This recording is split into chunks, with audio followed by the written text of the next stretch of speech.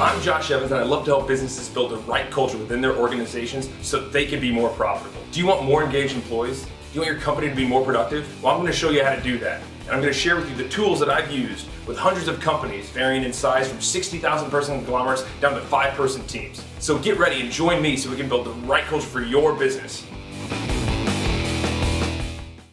Ladies and gentlemen, I want to welcome you back to my podcast. I'm Josh Evans, and I have a special guest for you today. As you know, I try to bring in people that are at the top of their fields, right? People that work with phenomenal companies and that have phenomenal visions for the companies that they've built and that they work in. So today, I have a very special guest, and her name is Kathy Britton, and she's the president and CEO of Perry Homes. And if you don't know Perry Homes, they are one of the largest home builders in all of the state of Texas, and they make phenomenal, very high-end homes. So, Kathy, please say welcome to everybody. Hello, welcome.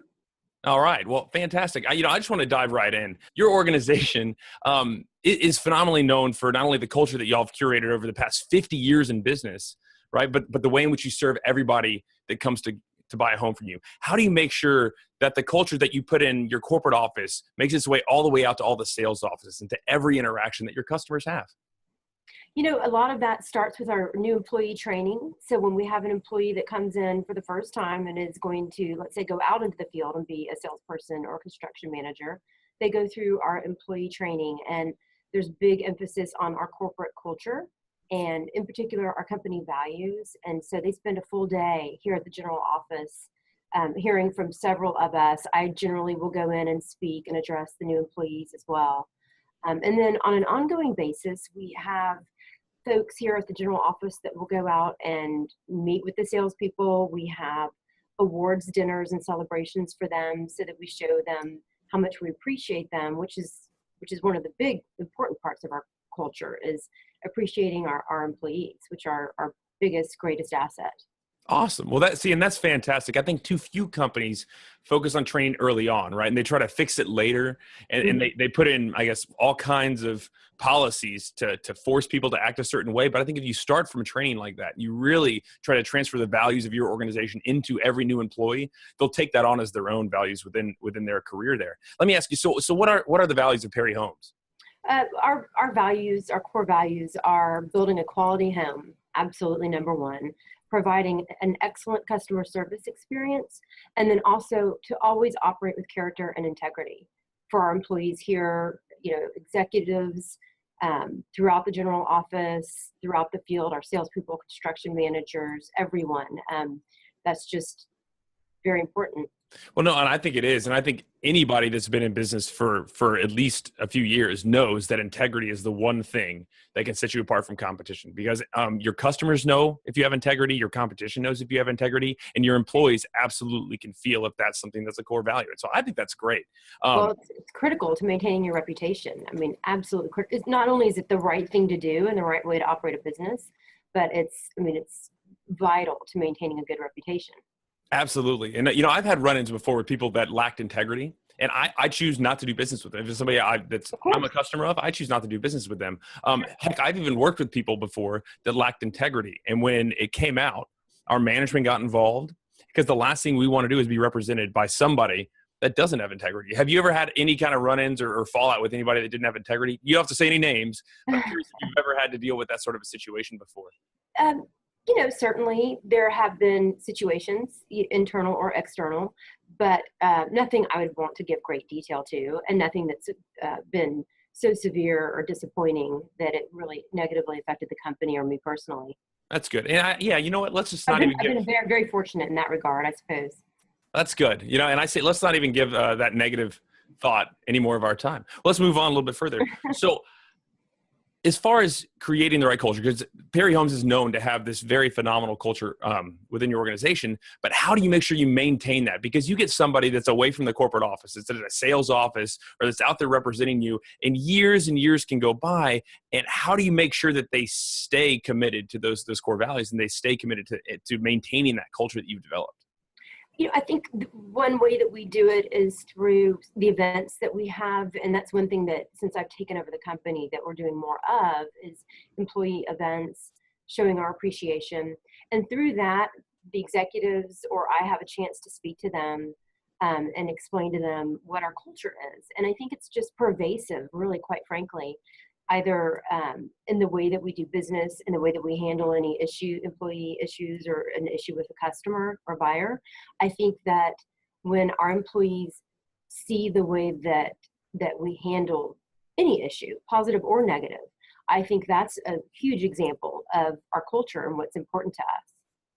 Well, no, and I think you're right, and I think that maintenance on the culture and on the vision that you have is very good for all the employees that are out there. What if you could pull aside somebody on their very first day of work and kind of grab them by the shirt and tell them like a piece of advice on how to make sure that not only that their career goes well with Perry Homes, but if they ever leave, that they would continue having a high standard for what, I guess, who they are personally. What would you tell them if you had like 2 minutes, just like grab them in an elevator, listen to this, and give them a piece of advice? What would that be? That's a great question. My advice would be always, work your heart. Have a great work ethic, work hard, be proud of your work, whatever it is that you're doing. And at the end of the day, you'll be successful if you do that. If you work hard, you're proud of what you do. And again, that I can't emphasize enough the importance of integrity and character. So I would say those things. Also, just being loyal, with whoever, if it's my company, someone else's company, I think if you're going to work there, loyalty is really important and critical, and it's valued throughout the company's structure, throughout our organization. Well, and I think loyalty is a phenomenal thing, especially if you look at today's statistics where you have people leaving a job every like 3.2 years or something like that. Not that that's a terrible thing or a good thing, but people are often looking to move out to move up, and they're not willing to put in the time and the effort and the length of time it takes. Right. And that's one thing about our culture. Sorry to interrupt you, but that's no, please. One thing I would say, we really have a tremendous amount of tenured employees, folks that have worked here for 20, 30. We have a woman who will be celebrating her 40th anniversary with the company. Oh, wow. So, that's one thing I'm so very proud of. Yes, there is always turnover at every organization, but we do look for people that we think and hope want to be here for the long term. Okay, what's your secret? It benefits everyone, right? Yeah. The company, it benefits the individual, as well as our buyers, our customers. Absolutely. It's continuity across the board. Continuity, and sure, absolutely. Okay, well, what's your secret? Now I want to know. Oh, I can't. It's a secret. You can't tell me. Come on, you're on my show. It's a competitive advantage. It is a competitive advantage to have. Is it really? I absolutely believe it is. No, I'd agree with you. I'm sure if any of your competitors were listening, they'd be like, leaning in, okay, wait, what is she going to say? How do they keep their employees? Well, I think, like I've said before, our employees are our greatest asset. And I think just letting them know that and really living it and treating them all that way as if they're valuable, and they're important. I think, and I hope, and I do believe that allows people to feel like they're part of a team. And if you feel like you're part of a team and you're working towards a common goal, usually you want to stick around, right? Absolutely. So I think that's, without giving away too much of our secret sauce, that's how I would describe it. Very neat. Well, and I'm sure you've come across a few people. Y'all probably do a very good job of vetting people before you even let them into the organization, and of course training them. But I think every once in a while we run into low achievers in any sort of a role, in any sort of organization. You're going to have a few people that slip below the bar of what's acceptable. Do y'all have a strategic plan for handling those sorts of individuals, or do y'all have some sort of a tactical way that you either move them up or move them out? I think it's just like at any company. If you don't meet your goals, it just sort of works itself out. There's the door, right? Well, no, it's okay. We always want to help employees succeed, always. And so it's not a one shot and you're out. We provide additional training, additional support, do everything that we can to ensure the success of all of our employees. Well, so I'm going to ask you, and we'll go outside your industry a little bit, but even outside your industry, what do you think some of the largest movements, right, as far as professional development and employee engagement, what do you think are some of the drivers that you see coming in the future that y'all are going to have to react to, or at least plan for? Explain, what do you mean? What kind So of? there's Like, all kinds of new programs out there, and a lot of it's to catch millennials, right? And to keep them engaged and keep them at an organization. But they're doing stuff like open-ended vacation, where as long as you have your work done, you mean actually policy changes? well, not just policy changes, to but attract it. ideas on how you're going to go ahead and not only attract that sort of staff, but how you can retain that sort of staff. Or maybe you don't want that sort of staff. I don't know. No, of course we do. Absolutely. I love studying millennials, all of the demographic groups, certainly. You know, it's difficult to say that we could ever become a company where half of the employees could work from home. I mean, it just doesn't work that way. This is a very, FaceTime intensive business because we've got so many different aspects that go into building a home. Certainly, our construction managers need to be out in the field on the job site, overseeing the quality of the construction of the homes, right? So that doesn't change. Our salespeople, who are fantastic, best in the industry, need to be present in the model homes, waiting for prospects to come in so they can show off our product and talk about why buy a Perry home. And then here in the general office too, I mean, we've got in-house design, in-house marketing teams. With all the different departments, it just necessitates a culture where we tend to need to be in a common space, in a common area to meet and to, discuss what's going on. No, and I think that makes great sense. Answered your question, but if that was sort of more will we ever become a company where everyone works from home on their computers? I don't think that works in a home building company. Well, and I think there's a lot of organizations where that's not really a tenable model, if only because not everybody works in the digital space, and you're always going to have people that need to be customer facing. You're going to always have people that need a better to way to put it. work. Yeah, no, and I agree with you on that. What type of office environment do you think facilitates the best working environment? Do you think it's an open office concept? Do you think it's huddle rooms? Do you think it's individual offices? We can start from a lower. We'll start from a lower level because I know it changes on all sorts of different scales. But let's start with entry level employees. Then we can talk about mid management after that. But what do you think? What's the ideal office environment for lower level employees, entry level employees? I think a common workspace is an open workspace is very favorable. Even at all levels, I'm reading more and more about that and the benefits of that, an open workspace. But it's interesting. We have every type that you've just mentioned here. We've got some open workspace areas where that makes sense, where it's more collaborative with design, with marketing. We have individual offices for folks in accounting, finance, and most of the executive team, where you need to be able to have private space, close your door. We also have several conference rooms throughout our buildings where folks can reserve the conference room, go in there and meet with either their team, their department, or folks from other departments, as well as folks from outside of our company. So we've got a mix, I have to say. We've got it all covered right now. Well, and different positions always need different sorts of scenarios. I remember early on in my career, and that was about 15 years ago, it was a status thing. If you had an office, you had been there at least 5 years and you had achieved certain numbers, and it was a status thing, right? So you move up. First you start like in, the big cubicle farm, and then you move up. Now you get like a smaller office with several cubicles in it, right? Like a shared office. And then eventually you get your own office. And like, that was like the big aspiration, right? We didn't have company cars, but that was like the BMW, right? Is your own office. But things have shifted. Absolutely. Cause some people, especially in the creative space, like I'm sure all of your designers are in that space, and even marketing, they do really well with these collaborative environments because they have new ideas they want to share. And they have to be able to trade information quickly like that. And when you have people siloed in their own offices, it's very hard to do that. Right.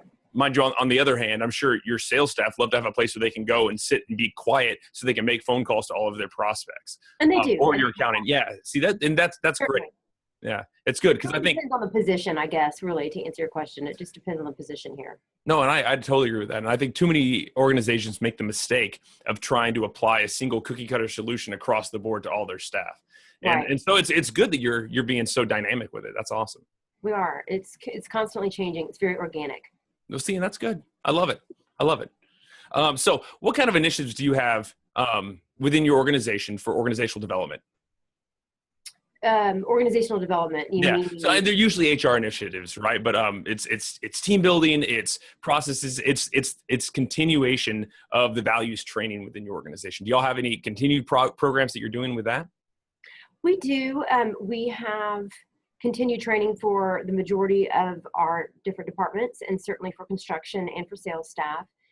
Continued training, leadership training. We offer a negotiations skills seminar. I think that's about it, probably.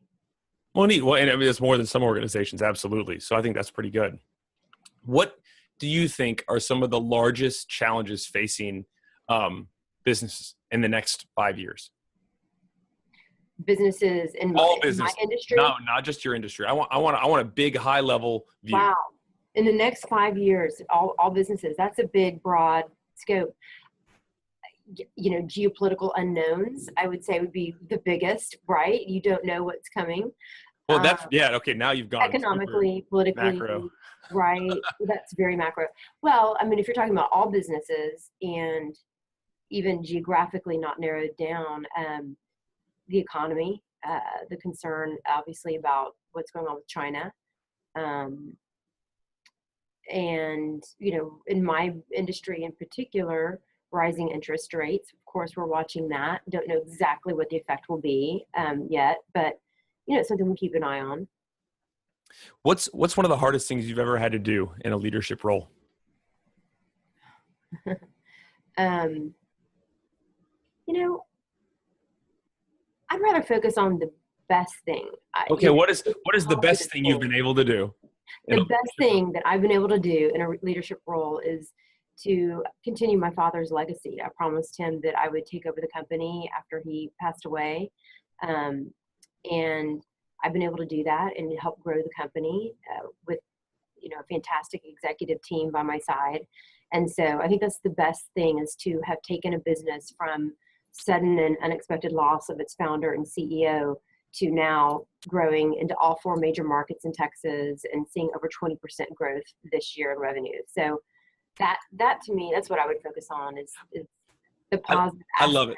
I love how you took.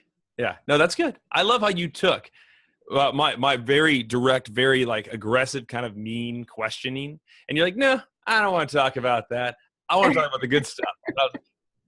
You know, you're right. You're right. And I talk all the time about focusing on more positive things and aspiring to better. And then of course, why would I focus on something negative? Right? Well, Bad Josh. And I think that probably most CEOs would have a similar, you know, answer, because it's, of course, there are negative aspects. There are tough decisions that have to be made, or, you know, confrontations that are not necessarily pleasant at times, but that's not unusual to me at all. I think to most leaders in most companies, I would imagine that's happened. Well, and I want to point something out. If anybody else is listening, I loved how Kathy was able to not only say, okay, well, this is what I felt like was great that I've been able to accomplish in a leadership role, which is take over the business and start growing it. But she didn't take credit for it, really. What she did is said, it was with this phenomenal team that we have. And I love it. That's what I've seen. It's synonymous with any good leader at any good organization.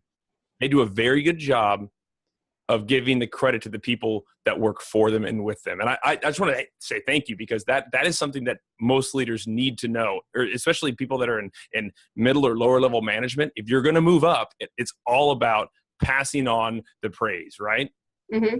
Yeah. Well, it just, it helps create and foster a team environment. And, you know, for me, that starts at the top. I value my team. I wouldn't want to do this without them.